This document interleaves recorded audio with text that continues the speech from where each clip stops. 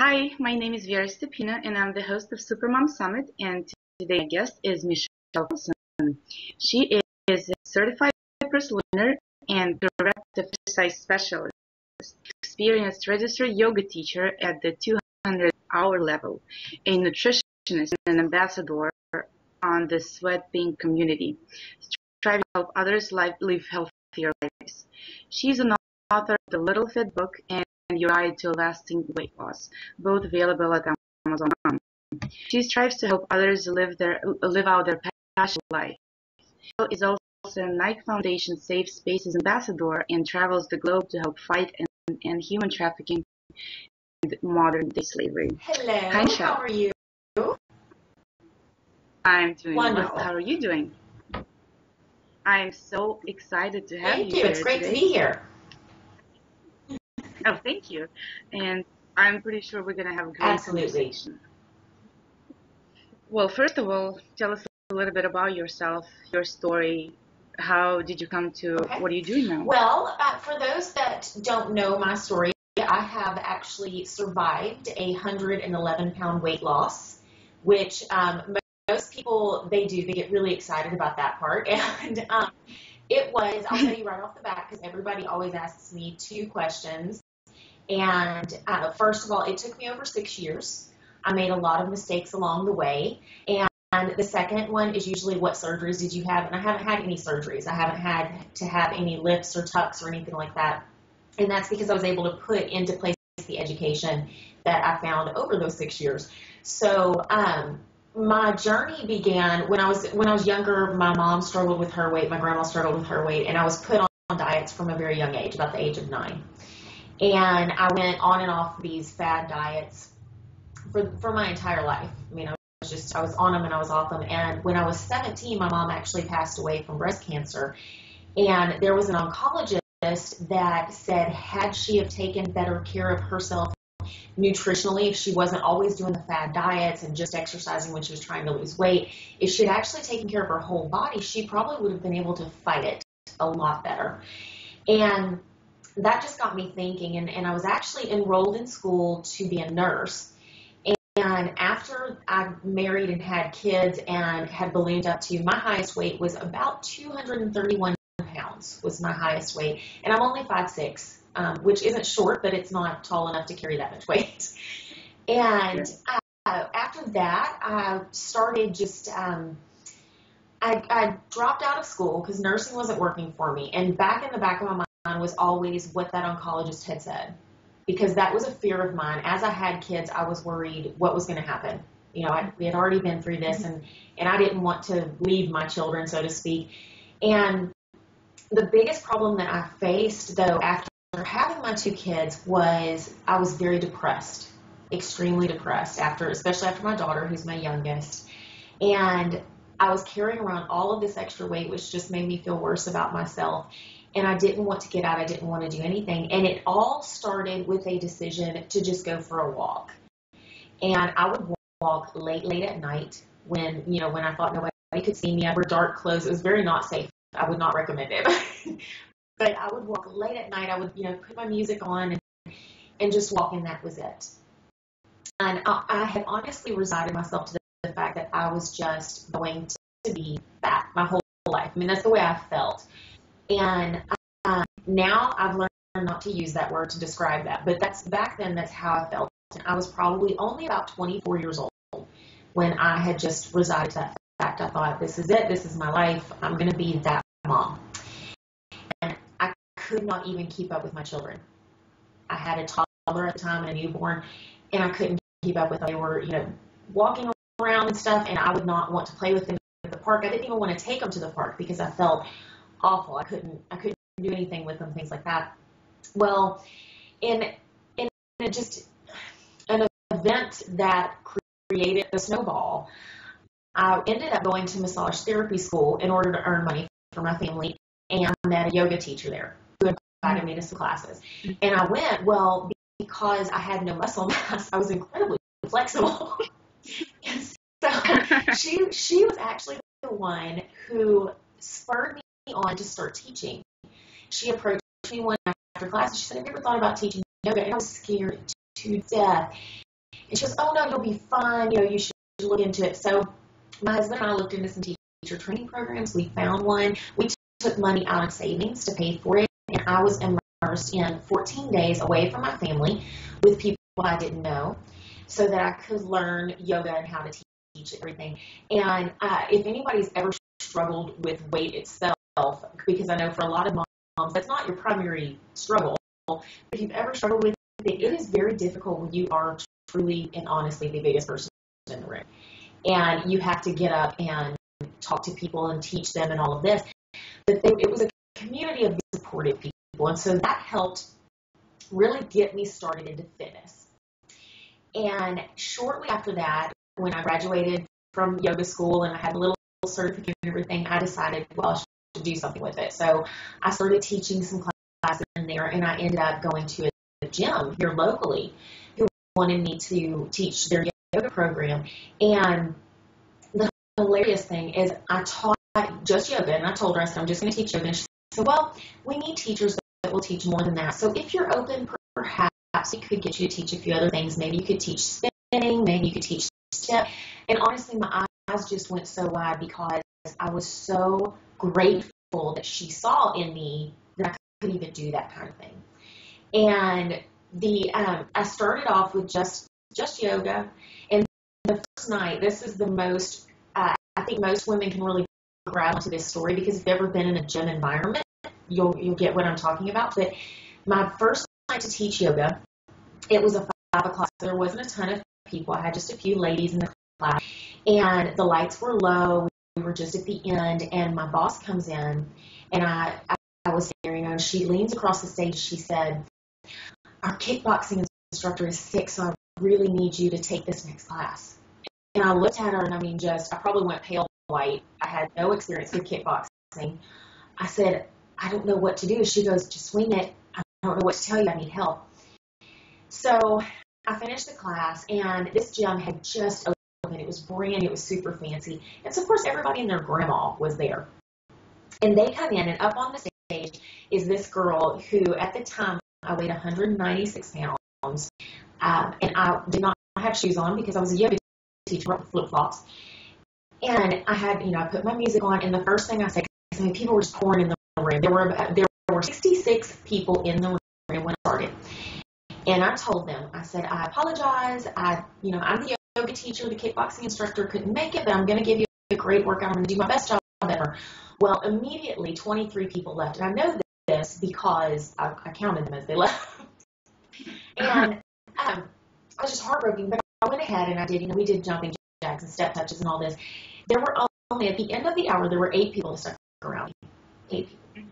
These same 8 people, though, they started taking any and every class that I taught. And I taught at that gym for a year and a half. And as I started to lose weight, so did they. And I asked one of them one time, I said, why do you come to my class specifically instead of another instructor's class? And she was very, very sweet and honest with her answer. She said, because when I look at you and I see how hard you're working and what you're doing, it makes me feel like I can honestly do it. As opposed to when I look at other instructors who seem to already have body, to already have that energy, it doesn't really influence my choices any. And I was going through my moments with gyms. I worked in gyms for a little over 5 years. My nutrition was horrific. I was teaching almost 10 classes a day sometimes, but I would stop by Whataburger once or twice, get a hamburger or a chicken or whatever. Just whatever I was craving, I would shovel it in. And at the beginning, I lost quite a bit of weight, but then because my nutrition was bad, there was no amount of working out. We're talking 10 hours of working out almost a day from all the classes that I just hit a still point. And I started doing research, and it dragged up with that oncology set in. And so I went back to school to finish my nutrition degree. And once I got that together, and I'm talking nutrition, not, I call it nutrition theory is what I call fad diets. When your friend sits down and says, hey, I've been doing this cabbage soup thing, it's working for me, you should do it. That's a nutrition theory. I deal more with nutrition science. And once you figure out what food does in the body and how different body types respond to food, and you can level out what works best for your body, then you really start seeing results. And from that point on, I started seeing great results in my weight loss, my energy levels. I've picked up weights and started working out with weights, which is just something that I enjoyed. And then everything started to change, the way that I conducted myself. Not so much the aesthetics, I mean, those did change, but the way that I conducted myself, my confidence. I didn't deal with depression nearly as much as I did in the past. I didn't deal with anxiety. I used to have a lot of trouble sleeping, things like that. I didn't have to handle that anymore. And even my children noticed, and the funny thing is they are now 15 and 12, and they don't remember the me who only wanted to walk at night because I didn't want anybody to see me, or the me that stuffed myself with Whataburger all the time. That's not the me that they remember. They know their fit and fun mom, the mom that has the energy to go out and do things with them, the mom that if they want to go running, we go running. If they want to go do something and we play tennis, stuff like that. And that's the one that they know. And at the end of my day, that is what has been the most important for me. And I think that's the biggest driving factor. It's amazing. Your sounds very similar to mine. And I think a lot of mothers, Absolutely. They can probably share the same stories. My mom died when I was 19. She had breast cancer. Oh. Yeah, and I actually started my weight loss journey with walking at night because so embarrassed to come out. I would wear my husband's shirt. And Yes. Those shirts and yeah.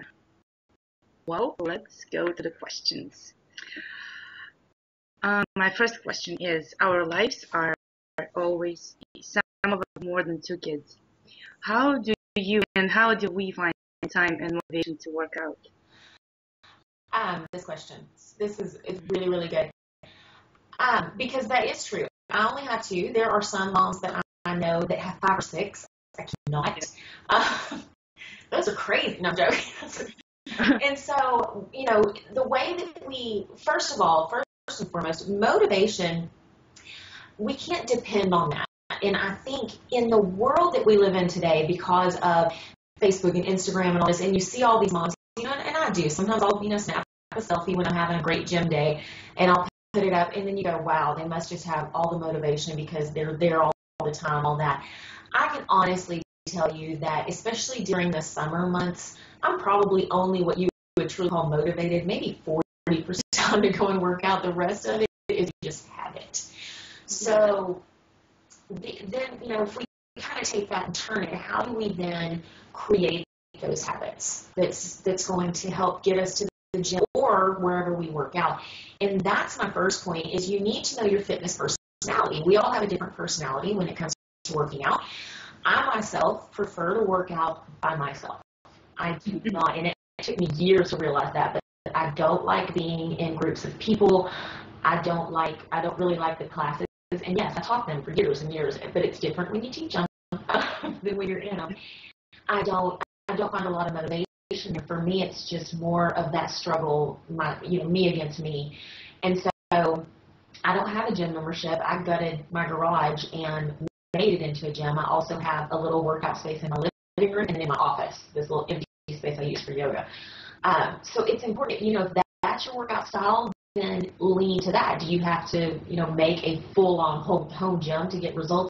Absolutely not. You can get results with just your body. You can get results with your kids. They make great weights. But if you're more a social person, or if you just kind of need to separate yourself from home and you can afford a gym membership, that's a great way to go. There's also boot camp classes that help to keep you accountable because you paid the money for the boot camp. You're usually in a group of people that have similar goals, and they'll help hold you accountable and keep you coming. Usually there's community things. You can always sign up for some kind of race or something like that that's going to help get you going and give you a timeline. If we give ourselves a little timeline for short distance goals, then that usually helps. So be very, very clear with your goals. So I always instruct my clients to sit down and write out what your goals actually are. So if we just sit down and say, well, I want to lose weight, that could mean a ton of different things. I mean, what does weight mean? It's weight is just a number on a scale, really. And so, there a certain thing that you want to see happen to your body? Is there, something aesthetically that you want to try to accomplish with your body that you have now? And I always caution people, and it's men and women, not just women, but don't say that you want to be the same as you were in high school or something like that. It's usually not a feasible goal, particularly if you've had kids. And so you work with what you have now. This is the next thing. So what I always tell people is if you're going to make an aesthetic goal, then I want you to make 2 goals that have nothing to do with aesthetics. So that would be a strength goal or a performance goal. And I'll give an example because usually it just helps people kind of grasp it. In my gym, when people come in, especially my women that come in, they see I have a chin-up bar hanging up. And 9 out of 10 of the women, when they come in, the first thing they say is, that scares me. And I'll tell them, then we're going to make that a goal. Because my biggest thing is we have to overcome our fears. And all of them have been able to do at least 1 chin-up by the time they leave the gym through their sessions. I never put them on it the first night because that's just way too scary. But by the time they finish their sessions, they're able to do that 1 chin-up. And, does it mean that their back has all of a sudden become V-tapered and their waist is teeny tiny and they have 6-packs that are showing? Absolutely not. But it means that they faced a fear and they were able to show themselves that their body can do more than they ever give it credit for. So for some of you, that may not be your fear. Your fear may be trying a different class, trying yoga, because for some people that's scary, having to hold your body weight all the time. Or your fear could be speaking up and saying that you need time to work out. And that's very much a part of what we need to do. And so if we focus on our goals and know what our why is, why are we doing this? Why are we getting out of bed? Why are we putting our bodies through whatever it is that we want to do? If we focus on that, then on the days when we don't feel so motivated, that's going to get us out there and it's going to get us moving. Yeah. And since we're speaking about motivation, you're a trainer, I'm a trainer. Yes. Do you think it's absolutely necessary to have a trainer? A lot of mothers, they stay home, husbands or partners, whoever, boyfriends, they support. We spend a lot of money on kids, food, Yes. and feel like we can't afford it. Right. And most trainers, and I'll admit, I've been training now for about 8 years, and with all of my education and everything, my prices are not the cheapest in town. And I let people know that right up top. I think having a trainer it has its benefits simply because when you have a trainer, and I consider myself more like a guide for people, and you strike me as that kind of trainer too. You're not like it's my way or the highway kind of person. You're a guide to help them find out, solidify what their goals are, figure out how to best get there for their schedule, for their income, things like that. So is a trainer an awesome tool to have? Absolutely. Does it mean that you have to do it? No.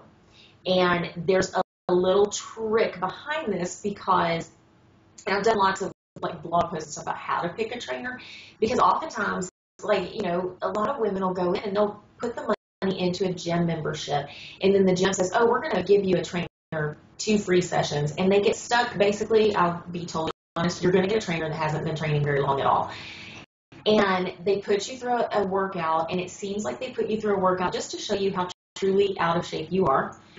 And I've always told trainers when I'm working on mentoring trainers, I'm like, don't do that to people. We already know how out of shape we are. Please do not reinforce that.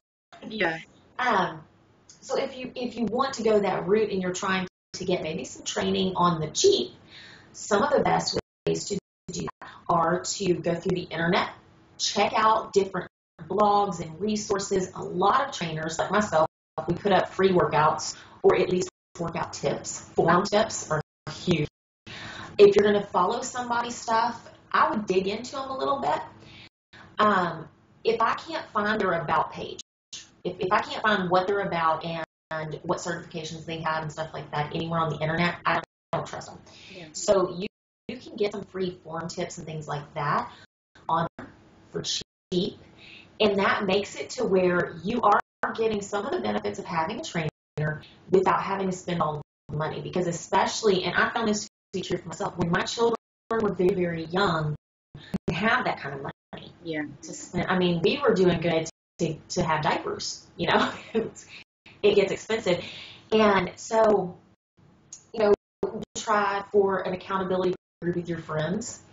That helps because a lot of people, that's what they say a trainer is good for. They're like, well, my trainer holds me accountable because I set the date and I'm always there. Well, you can do the same thing with yourself. You can say, I'm going to work out at 8 o'clock in the morning. And I'm not going to break that appointment no matter what. So every other appointment you have, you'll schedule around that. And so trainers, are they worth the money? The good ones, absolutely. Do you have to have one to lose weight, lost over 100 pounds, and hired a trainer? Yeah. So, and that 100-pound weight loss came before I became a trainer. So Yeah. Well, I had trainers in the past, and I have to say they did not help me at all. Right. Because Right. I Risky run. Yeah. the gym just gave me, and I basically didn't have a choice, and I was kind of disappointed. I'm like, oh, maybe all of the trainers are just like that. Right. It's not true. And it's true. And I will give you, just a little gym tip, because if we do have people who are wanting to go to the gym and now they're like, there are good trainers there. And here's the thing, they might give you a free trainer. If that trainer doesn't work out, you have every right as the customer to go back. And you can take yourself all the way up to gym management. That's what they're there for. And tell them, say, this trainer did not do what I needed them to do. They didn't listen. They didn't take right. Some trainers do measurements or anything. They'll just put you through a workout. And demand that you have another trainer that's more seasoned. Tell them that you want one that has been for at least 2 years. And, most of the time they will do that simply because they aren't going to get money from you for more training unless they give you a good trainer to start out with. That's a good advice. About it. Well, let's talk about nutrition a little bit. How, since your lifestyle and nutrition is a huge part of it. Yes. How do we change the nutrition? Like, where do we start? I think the first thing is to remind yourself that education is king. And I certainly don't expect everybody to go back to college and become a nutritionist. But what I mean by education is king is, if you pull up Google and you punch in nutrition, you're going to get all kinds of stuff. All kinds, because it's a big buzzword. And so you want to make sure that you're getting your information from is a reliable source. So if you're following somebody's blog or if you're reading a book or, I try not to get too much information. I call all my clients about magazines. I'm like, magazines are pretty. That's what they're meant to be. They're pretty. They can be motivating. But try to back it up with something else. So usually just when I say it yourself, it's make sure that you know who is putting that information there and where are they getting information, because it's, you don't have people that I blog about nutrition. I'm not running all of those tests, so I'm having to research what's going on. And so you just want to make sure that you follow whoever you're talking to is really sure on what they're talking about. Remember that nutrition is a changing science, just like every science changes. Nutrition changes over time. And so you have to know what you're putting in your body. That's the biggest number one thing, is know what you're putting in your body. Don't trust what the media tells you. Learn how to read your food. That's a big one. And when I say that, a real quick food label lesson is most of us, we pick up the thing, read the food label, and we look at calories and fats. That's like, especially women, for some reason, that's like normally what we look at. Sometimes carbohydrates, if we're on the low carbohydrate end of things. And then once we have that, we're like, check, we're cool, and we throw it in the bucket. Well, you really need to be looking at several other things on your food label. And I'll be honest, when I turn my food labels over, and my husband and kids all learn to do this, you skip past the nutrients, skip past it completely, and go to ingredients. And my rule that I have set for my kids, and we have fun stuff too, but about 80% of the time we eat, I know people call it eating clean, I call it eating, but we eat good foods, nutritious foods. And so the rule that I have set is if you read the ingredients and you cannot pronounce one of those words, you can go back on the shelf. Or you flip over and you cannot even tell me what that is. And when younger and we started this, that's how they were educated on their nutrition, is they would flip it over and I would have them try to read the words, and if they couldn't read them, it had to be put back. So know what you're putting in your body. Don't just take for granted. I use coffee as an example a lot. One day, coffee is the best thing in the world for you, and the very next day, people are saying don't drink it. Yeah. So that's hearsay, and there's there's no solidified scientific judgment behind it. There's no group of scientists across the board that have really come through and said, yes, we agree with this side or that side. So you just kind of have to know what works for you. If coffee makes you jittery, nauseous, then I wouldn't drink it. But if it works okay for you, then a little bit is fine. I mean, don't go overboard, but it's fine. So just know what you're putting in your body. And drink more water. Yeah. Nobody gets enough water. So what's your take on 1,200 calories per day? 100 is way too low. Way too low. Why is this a magic number? That it baffles me. It really does. And I've had so many, because of course, you have clients that come in, and I love all of my clients, and they'll come in and they'll go, my friend's husband all this weight because 1,200 calories a day, and I'm like, he's going to gain it back. He's going to gain it back. It's going to be bad. It's going to be bad. You need to make sure that you are taking in, first of all, let's define a calorie. I'll do it real quick for you. A calorie, by definition, is a unit of energy. That's all it is, a unit of energy. It is not a demon. It is not the enemy. It is not what makes you outgrow your clothes. It is not what makes you feel bad. A calorie is an energy. It's actually what makes you feel good, because your body needs calories to function. We cannot function without them. We cannot do anything. Even our brain can't function without them. And anybody who's eating 1,200 calories should be, weight-wise, should be 100 pounds and not very active. I mean, honestly. So the easiest way that I tell most people to determine around about how many calories you need is you take your weight and you slap a 0 on the end of it. And that's about what your body needs to stay alive. If you're trying to lose weight and you're not very, very, very active, then you can drop that by 500 calories. But not if it goes below. Most women, most healthy women, need to be around 1,700 calories a day. And if they right, even if they want to, if I'm that's 115 pounds and lose weight, like how much you may eat? I would say, well, how active are you? I'm pretty active. Trainer.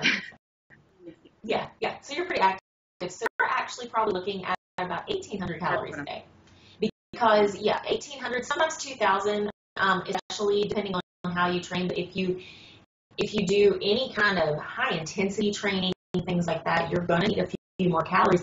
And it baffles us, and for some reason we cannot get women to understand, because and I'll tell you, it's not your fault, but women have been told for years since the 1950s, if you want to weight, just stop eating so much.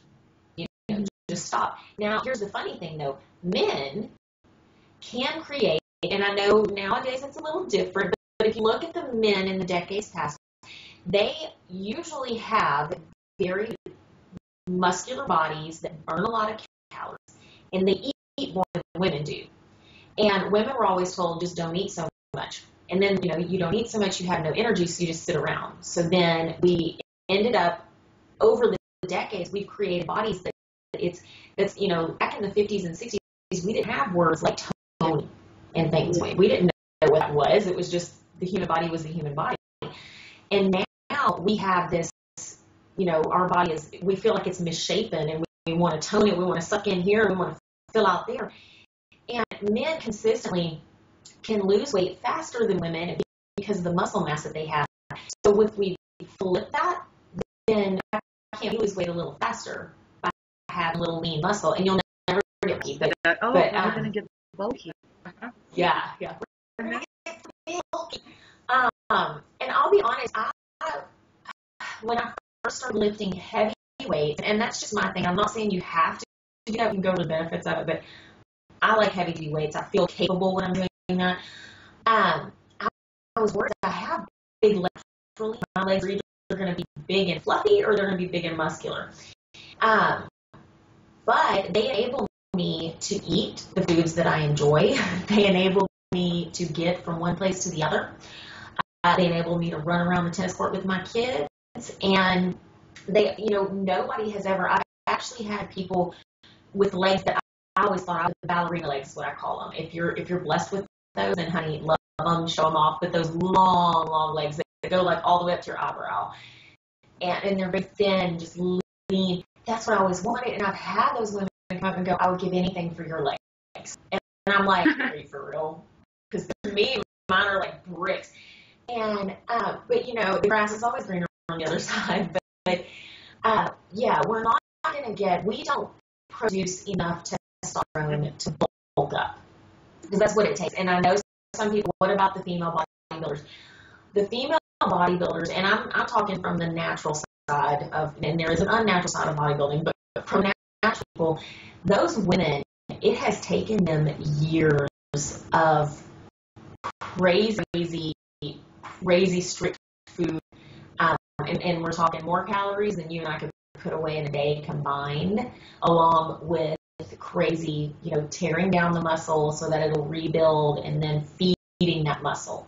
And they do that. The female bodybuilders are usually, and I'm talking specifically bodybuilding, not the bikini. The bikini, that's what everybody wants, you know. Yes. But they are usually more strict than the men on their eating and their workouts because they have to be. It does not come easy. So if you're worried that that's where you're going to head, it really is not very possible unless that's where you actually intend to go and you intend to put work behind it. So I have another question about nutrition. Yes, you probably please. Hear that a lot. Oh my God, I lost pounds and I had. Can I cut my carbs down?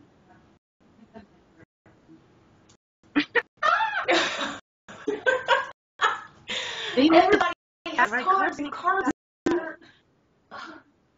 Yes, and you know, and here's the thing: if you're in this mindset you hate carbs, it's probably not your fault. You've probably been told that at some point. Yeah, it's all over. There's books about it. It's, you know, it's on the TV. It's people blogging about it. It's like in your face all the time. And the thing with carbohydrates is they actually have the same amount of calories as proteins have. It's just that carbohydrates and proteins have two very different jobs. The beautiful thing is that you need both of them. The deal with carbohydrates have one job, and it is extremely important. When carbohydrates enter your system, they're broken down and they're stored into your muscles as glycogen. And what glycogen does is as you work, as that muscle contracts, so think about your muscle in your body, you know, think about like your bicep or your shoulder or your leg, whatever. When it starts to work and it starts to contract, it's going to start to release that glycogen. That glycogen is what gives the muscle the energy to get through the workout. When we cut carbs, or even worse, if we don't eat, like we starve ourselves, don't ever work out without eating a little something, because your body just needs that energy. But that was free. But it starts to release glycogen, so we have the energy. If we cut the carbs, then your muscle doesn't have the glycogen that it needs. And I have a rule in my gym: when my clients come in, they have to eat something before they come in, about 45 minutes to an hour before they come in. I will make them go home if they haven't eaten. And you know, and you're probably going, well, they probably just won't tell you that they haven't eaten. No, here's what happens. If you don't have glycogen in your muscle, within 20 to 30 minutes after you start a workout, whether it's a strength training workout, cardiovascular, whatever you're doing, within 20 to 30 minutes, your body will begin to shut down all non-vital organs. And I don't know about you, but that's kind of scary. If my organs start getting shut down, you'll start to see, and you can tell when it's happening. That's how I know when to send them home. Their eyes will get very glassy because it's starting to actually mess up your vision. Your body no longer wants to support your vision because it's trying to pull energy from anywhere it can find it. The joints will start to ache because your body will start to pull water from the joints, and you'll start to kind of forget things. Your body is literally starting to pull energy from your brain. And so if we are on these extended low carbohydrate diets, we experience a lot of foggy thinking. We don't have the energy that's needed to get through the workout. And much like in our day, if we're on it for too long, we can't think about one thing to the next. We become very forgetful. And we also cannot recover properly. If we don't have carbohydrates going into the body after our workouts, then we don't have the carrying system for the protein. So the little holes and notches that you into your muscle, is a common, that's what happens when you work out. That's, you want to challenge yourself, you get these little holes and notches, and that's what creates that soreness. And if the carbohydrates aren't present, your body can actually not fill that little hole and repair it. And then you're sore for much longer than you actually have to be. So carbohydrates are super, super important. The more active you are, the more you need. So endurance athletes, for example, I'm training an endurance athlete now. She is a female. She's 170 pounds. And she needs 250 grams of carbs a day. And that's where we all go, man, I wish I was an endurance athlete. And I do tell everybody, get the majority of them from as close to natural food you can. And you can get carbohydrates. That's where it gets confusing. You can get them from fruits, vegetables, whole grains. You can get them from white foods and stuff, absolutely. And that's where they get confused because they're like, well, should I not eat any of that? Should I not eat any, cereals, things like that? You're going to have to base it on the kind of nutrients that you want to put in your body. I know many, many people that all have their little Fruit Loops or whatever because they just don't want to let it go. And they're like, it's my one thing. Please don't make me let it go. If you're having a bowl of Fruit Loops, once or twice a week, that is not going to derail you. If you're having it 3 times a day, it will. So you have to find that balance. But carbohydrates very, very important. Protein's job is different. Protein it helps you to build lean muscle mass and to repair tissue. It helps to repair cells as well. So both carbohydrates very important. And fat. For so long. You're welcome. Let's see what I was going to talk to you about. Okay, so continuing about nutrition. We talked about our nutrition. What about our families, husbands? They like their, French fries, chicken nuggets, birthday cakes. I don't know Yes. how we're going to go about that. Yes. Here's the one very, very important, especially this resides mostly for husbands. You cannot lead a lifestyle where something is totally acceptable and then all of a sudden it's not acceptable anymore. So if you've been, having pizza 3 nights a week, you can't all of a sudden go up to your husband and we can never ever eat that again, ever, because he doesn't understand. He probably more than most likely, if he's like most husbands, has not gotten on the whole, I want to use my body. He's like, Yeah. He's like, my body cool. And more than most likely, a lot of husbands think their bodies are great no matter what shape they're in. And they're like, oh, there's no problem. So we can't just cold turkey without any explanation or anything like that. So the most effective way is, first and foremost, you just start to sneak in education to them. So, don't just tell them that you're not going to go to McDonald's anymore. Tell them why. Explain to them, what processed food does to your body. Start to change 1 or 2 things a week, and that'll ease everybody into it. If you have younger kids, one of the best things you can do is allow them to go through and help you meal plan. Help them, have them pick out a food or a meal that they love, and then health it up a little bit. So, for example, my daughter, years and years ago, she loves macaroni and cheese, like her favorite food in the world. And instead of allowing her to get just the regular macaroni and cheese, I challenged her to, scavenger hunt through the grocery store and find a healthier version. And she did. She found it's still a box macaroni and cheese, but it has ingredients and it's far fewer ingredients. In the 23 ingredients on the side, there's only 6. So we're doing pretty good there. So, that kind of stuff, and it makes them feel like they are in somewhat control of what they eat, because deep down humans, we want to have control over that. And take it from me, who was placed on diets from the time I was 9 years old. You never want to demonize food. In other words, you don't want to tell your kids in particular that there's, this food is bad, this food will make you fat, this food will make you not feel good. Don't demonize it. It's just food. But educate them. Even as young as 2, kids can start to learn the difference between what actually makes them feel good and what kind of tastes good for a second, but then makes bad. Yes. love their sugar. We're more and more prone to like sugar. There's sugar, salts, and fats are the three things that we're just prone to seek out. And honestly, the marketing world, as well as every single restaurant that you visit, they know how to make those combinations where you want more. And I'll sell my life. Yeah. But Yeah. I know you do stuff with your kids, right? You do sports, you play tennis, as I understand. How did you involve? Yes. Honestly, I think the biggest thing is just setting the example. At first, I had to be all gung ho, like when I was teaching at it, I had my husband. He took some classes, and I mean he was with it, but he only did it to support me. It wasn't like his favorite thing. And during the ad part of class, he would always water. I'm like, you need that.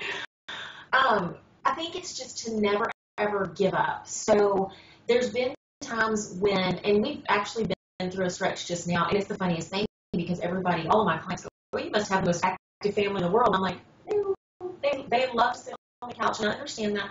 We've been through a dry stretch where they have just not wanted to do anything, but I've kept going. My kids will be sitting on the couch and say, is it okay with y'all if I go work out in the gym? Yeah, go ahead. And then it was like all of a sudden your family will start to perk up because they see you. They see the energy you have. And there is something very, very, very attractive about that energy. It's when you work out regularly and when you're eating foods that nourish your body, you have this vitality and this vibrance that people, even at first, they're kind of like, ew, you're weird, what's wrong with you? After a while, they want that. They're like, okay, I'm not real sure what you have, but want it. So how do I get it? And so we love movie nights in our house. Love them. And what I've started doing is we will just accumulate movement points, so to speak. So throughout the week, if we're having movie Friday night, then throughout the week we need to be moving in our own way. So we'll play tennis together as a family or go for a walk. If we're not together as a family, then my son loves to lift weights in the gym, and he'll do that. My daughter loves the Connect dance video games, and as long as she's moving happy, so she'll do that. We take the soccer ball outside sometimes, and it's basically just about making sure that you're cool with the fact that you may not be the best person on the field with your family, but you're moving, and your kids see that, and it gives them so much energy and so much hope. I'm terrible at tennis, absolutely terrible, and I hate it when they try to keep score. But I will go out there and run around and just hit the ball, and we have a blast doing that. So I think it's just, if you've got little bitty ones, take them to the park and actually get up and move with them. Don't just sit on the bench and read your book or whatever. Yeah, be on your iPhone. Get up and move with them. Go, chase them down one side, and then hey, I'm going to race you to the slide and things like that. If they're a little bit older, you can actually think outside the box and create some pretty cool relay style races at the park where your kids don't even know they're working out. And then I have two clients that bring their daughters. They each have 2-year-old daughters, and they bring them a lot to their training. And I have little 1-pound weights that I have for them to use. And those girls, because all they want is to be just like mom. That is all they want. It introduces them to it early. And it's just, you want to make sure that you are never in the, you have to work out the way I work out and that's it kind of zone. You've got to open your mind, and you've got to be open to sharing your experience. I think the scariest thing is my son is 4.5, and about, I don't know, a couple of months ago, it was about noon, and he's like, Mommy, I'm bored. And I asked him, well, what do you want to do? And he said, I don't want to do anything. And I was like, you are 4, and you already don't want to do anything. So I think this is so scary to hear our kids say things like that, I remember when we were growing up, I was growing up, and I think the same. We had a step, we had a bike if we were lucky. We didn't have money, so I didn't have a bike until I was 12. We had a ball, and it was fun. And I don't think I ever said I was bored. Yeah. Right. There was nothing to be bored about. And now there's not a lot of kids that'll play outside. I live in East Texas or Yeah. Southeast Texas, so it gets hot. But and my daughter, I have a rule for her because she'll say she's going to go play outside. And used to, her little friends wouldn't come outside. They would say, no, I don't want to come outside. Why don't you come in? We'll play video games. And I told her, I said, you tell your friends if they want to play with you, you'll be outside. And before long, kids would come outside, even if it's just for 10 or 15 minutes, better than nothing. We'll sometimes just throw the sprinklers on and let the kids run through the sprinklers, whatever it takes just to get them out and get them active. And once they actually start doing that, then they start to feel better. It doesn't take long at all.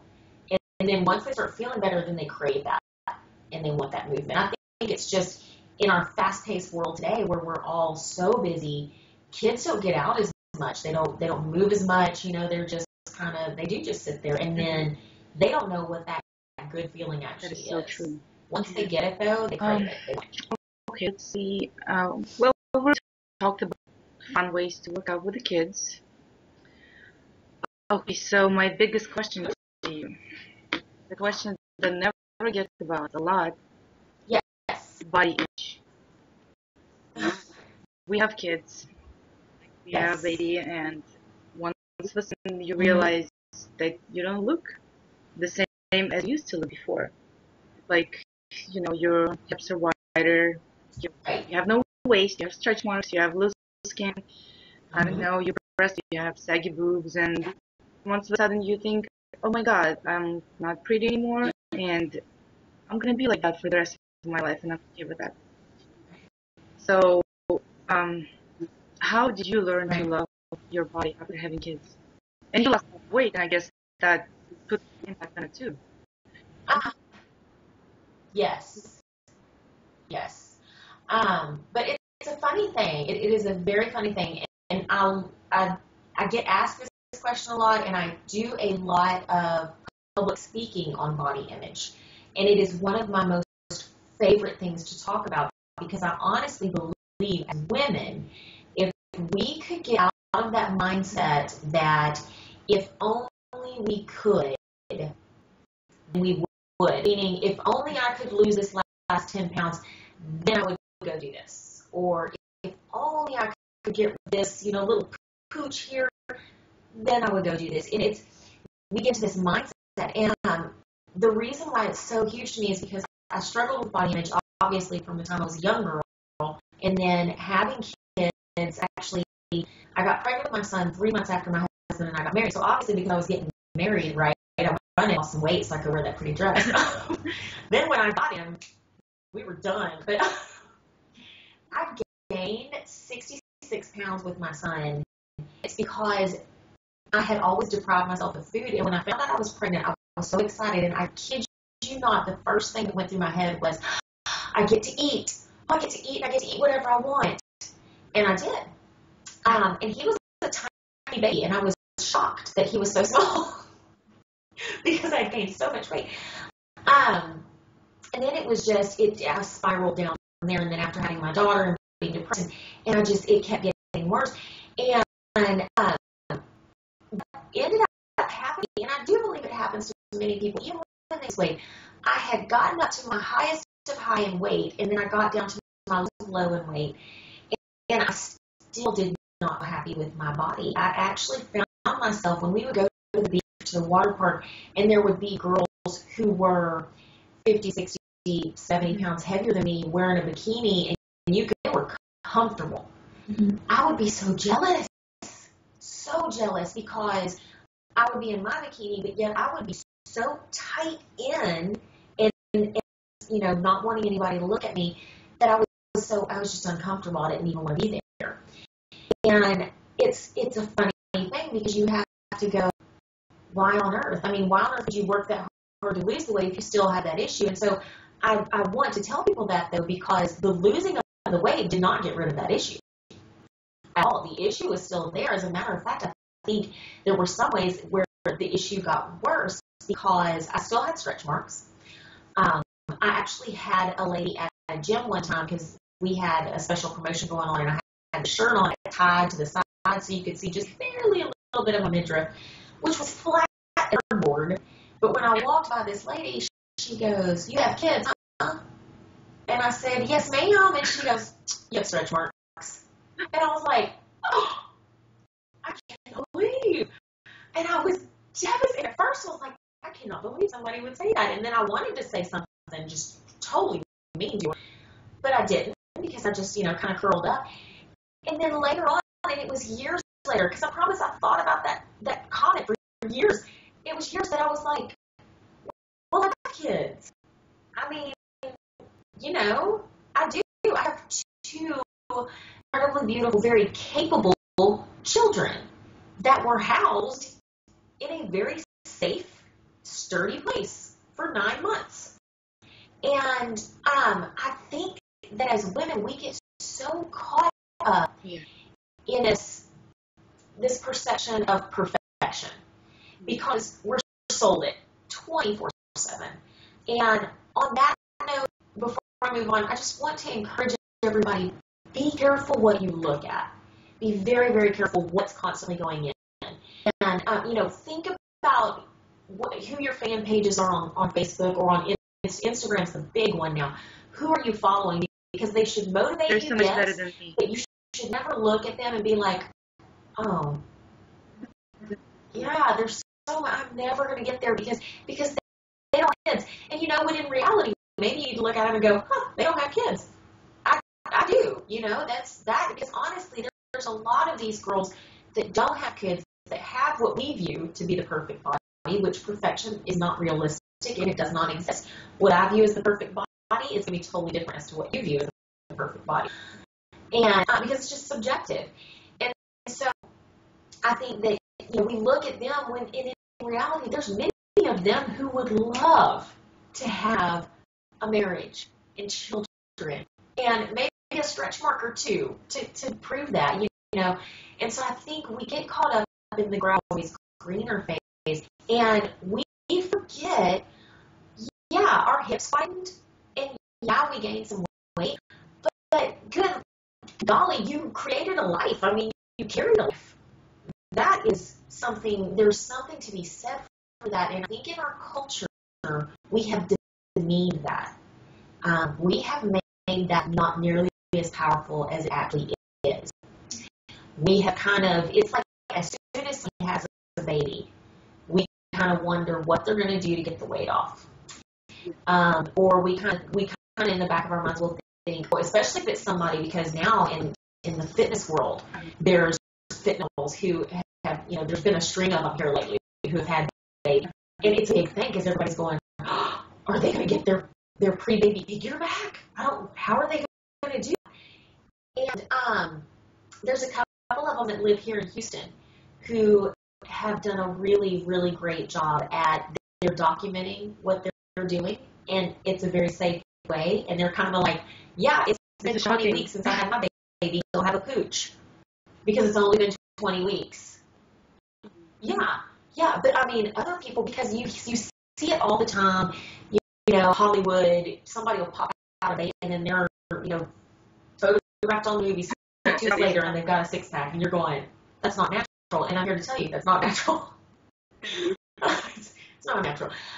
There are some people who are genetically blessed. I do believe in genetic blessings, but the majority of us, I would say a good 80% of us, just do not have that genetic blessing that our body can go through something like that. And I've had so many people go, oh, it was 9 months. It's like a trauma. It's 9 months, and your body has to take its time to get back. And I'm thinking, it's not a trauma. That was life.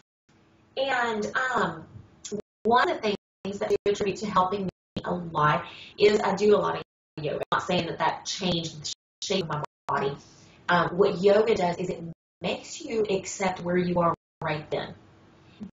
Because yoga is very much internal, whereas weightlifting is very external. It's about building one on top of the other. Yoga is very, you have to be present or go fall over in a lot of cases. And you have to be present. You have to think about what you're doing. And if you're routine with it, you will begin to see your body in a different light. If you're not always thinking of the aesthetics, you'll start to see your body in a different And I still have my stretch marks from my pregnancies, and I have them on my belly and my hips because I was one that got with them as well. And okay, and I think that as women, whether we have daughters or not, if you have daughters, even boys need to hear positive things about their body. Daughters will think about their body the way that moms think about their own. Mm-hmm. And for any mom, I always tell them to use the two-way mirror technique is what I use with my kids. And what I mean by that is if you watch movies, or by chance have ever been interrogated, there's a two-way mirror in the room. And there, on one side, you just see a mirror, and you don't know that other people see you behind that mirror. And what I tell all of my moms is, when you look at yourself in the mirror, most of my moms, I will have to do exercise every single day for several minutes a day. I want you to look at yourself in that mirror as you are, and whatever thoughts are creeping into your head, those negative thoughts, I want you to imagine that your child or children are on the other side of that mirror, and they can hear every single thought that's coming up. And what this does is, if you think about if you were to voice that thought, it's almost like you're saying that to your child, because if saying negative things about ourselves, our children will begin to believe that about them. And I know this from experience. My mom and I were carbon copies. I was exactly like her. She was always very, very frustrated with her body and never thought she was pretty enough or thin enough or anything like that. And because I looked exactly like her, and I couldn't deny it. I mean, everybody, y'all look like twins, all of that. So I thought, well, then obviously that's what I'm, it must be me too. And so learn to soak that in, and we have to be weeding out those thoughts, because the thoughts that say we aren't good enough, we aren't thin enough, we aren't doing enough, things like that, those aren't true. And we need to start weeding those out, and then planting back into the garden of our mind the actions that are true, that we are good enough, that we are good mothers for taking time to work out. We are good mothers for teaching about nutrition. We are good mothers for taking the time to be with them. And we're also good mothers when we take the time just to care for ourselves and pamper ourselves. And I think a lot of moms, it's like we go hard, like it's not to nothing, it's all out, and then we'll crash. And so find things to do that bring a little more life into yours, and it can be the stupidest thing. I love to watch chick flicks, my nails, and dance just around the house like I did. I mean, that to me feels awesome. And I do workouts that build me up. I don't do workouts that tear me down. So my golden rule for all of my moms, and I always ask all of my clients, no matter who they are, when they leave my gym, I'll go, how do you feel? And what I need to hear is that they feel better than when they walked in. If you are doing any kind of working out to punish yourself, your brain gets that, and your emotional well-being, it understands that, and then your body will not work for you quite well. So do things to build your body up so that when you leave whatever workout that is, you feel better and more capable. And that honestly helps with the body image. And it's remembering things. Your body changes every single day. There's not a single day. And all of those gym pictures where they're showing off six pack and all that, that's a good gym. So you just take a whole lot. Yeah, like when you're having a bad day, look at that picture, be like, oh my God, I have to go to the gym today. And I would be like, why are you so sad about it? When I go to the gym, I'm like, oh my God, like today it's about 2 p.m. now, and I'm a really big dancing event at my old gym, and it's 2 hours. And I'm a horrible dancer. Yeah, like I don't care, because the class makes me good, makes me feel good. That's okay. And I'm not even a member anymore. It's been a year and a half, and I still go back for that dancing class. Yeah. It's so amazing, and I'm so excited about it. I'm like, oh my God, 5:30 when it's gonna be. And they're like, you're always so excited about your workouts, and I say, well, because I love them because they make me feel good. It gives me energy. I mean, I have a lot of energy, but it gives me even more energy. Yeah, Right. exactly. Right. Yeah. If you don't like it, don't find something else. And there is a couple of other things that I tell everybody: get off the scale. The scale is just a number. And I'll be honest, the scale was actually invented back in the 1940s, I believe, to weigh meat in the butcher's market. So, yeah, that was the whole purpose of it. It was the entire purpose. And so when you feel like you have to get on scale to measure your weight, and I have people who I've helped them break the habit of doing it daily, weekly, all that. But if you feel like that, is what you need that number to move, remind yourself that you're not a piece of meat, that you are way more than that. You have a spirit, you have a soul, and you have something to give to this world that has nothing that number. And that number, especially for women, can change 8 pounds in the given course of a day. Yeah. You have it. Yeah, if you're looking for weight loss stuff, you have your jeans, and that's honestly what I do. If I have clothes that start to get a little snug, I'm like, oh. It's because you have to write it down. But I never. I mean, the only time I really weigh is when I go to the doctor's office. That's it. Yeah. It's because. Yeah. But it cracks me up too because I've been and the past couple of times I've been to different doctors, they'll weigh and then they'll look at me and they'll go, "You work out a lot, don't you?" Because I weigh more. And don't they ever tell you BMI is very dense? High. And they'll go, "Whoa."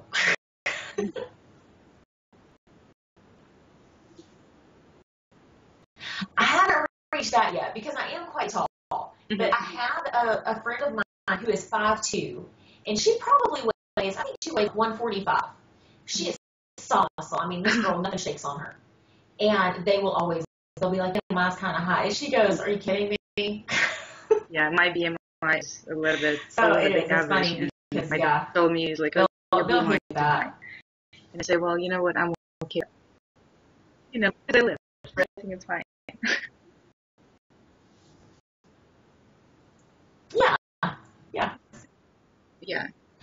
Yeah, it's different. And so, be careful with that. Now, if your BMI is high and you just sit on the sofa all the time, then I would worry.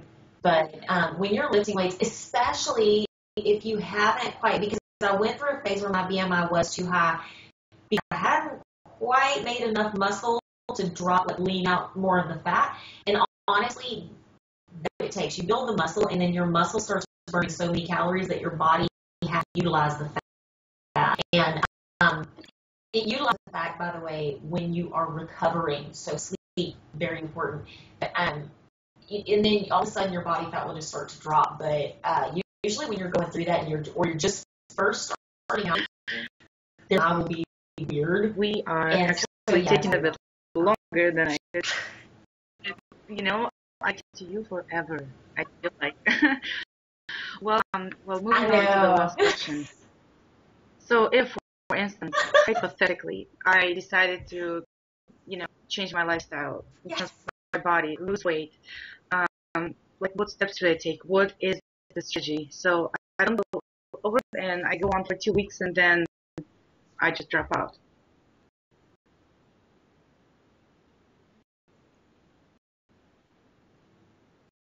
Right. Sit down and make a goal sheet. That would be my first thing. Know your why, know why you're doing it, and then know your specific goals, and then break your goals down. So if your goal is to lose 30 pounds, okay, if that's like 30 pounds is your big thing, or maybe it's an insurance thing, and insurance told you need to lose so much, then that's something that you can break down into small, conceivable, little bite-sized goals. So you would then take that goal and you would break it down month to month and then week to week so that you would know what you need to be achieving each day to get that goal. That way we don't hit it and go, okay, in 2 weeks I'm going to lose 30 pounds. That is just not doable. Usually if you're looking at weight loss, you are looking, a healthy weight loss is anywhere between 1 to 2 pounds a week. And that generally will take monitoring portion sizes to make sure that you're getting enough nutrients as well as enough of your free macronutrients, your proteins, carbohydrates, and fats. and also making sure that you're moving more. And that is usually, that's your kind of addition for subtracting weight. And so knowing your goals, breaking them down into bite-sized pieces, and there are loads of tools and people that will help you do that. If you're just thoroughly confused as to, how do I even know what my goal is, or how do I break it down? There's tons of resources that will help you do that. And another thing is be flexible. So even though you have a goal, be flexible with your approach, because if we go all or nothing, we tend to burn out really quickly. It's like we're burning the candle at both ends, and then all of a sudden it's just snuffed, it's gone. And so the best workout program, the absolute best, okay, this is like, you're going to want to write this down, because the absolute best workout program is the one you will stick to for the long haul. So if you are doing something like we were talking about before, something that you hate, you're not going to stick with, then even if you stick with it for the 6 to 12 weeks that it takes to knock off some weight, when you get done, you are going to toss that DVD in the trash. You're never going to see it again. And unless you have developed a healthy, happy habit of working out, then you're probably going to go back to your old ways. So you want to do something that works for you and that you will stick with. Enlist the help of some friends. If you're feeling brave, you can put your goal out to the world. You can, blog about it. That's a huge thing now. And there are people, like, I wish I had blogged about my weight loss, because there are people who are just starting their weight loss and they're like, I'm going to start a blog about it. And they have tons of followers, because it's inspiring to watch somebody go through that, as opposed to people like me who've already done it. And, we're just trying to tell you how to do it. That's not quite as inspiring as actually being there with somebody as they're going through the struggle. So if you're cool with that kind of stuff, do it. If you have money, hire a trainer or an online coach. Again, please check their certifications. Be careful. We take it too lightly, and we think it's just, I'm just going to hire a trainer. This is your health that you're talking about. This is the longevity of your body. So don't take it. And if you don't get along, first and foremost, most trainers, most good trainers will give you your first little, I just call it like a trying out kind of meeting. We need to know that our personalities will mesh, and I give them that for free. Like, you can come, we can meet, it's free, we'll talk about your goals, things like that.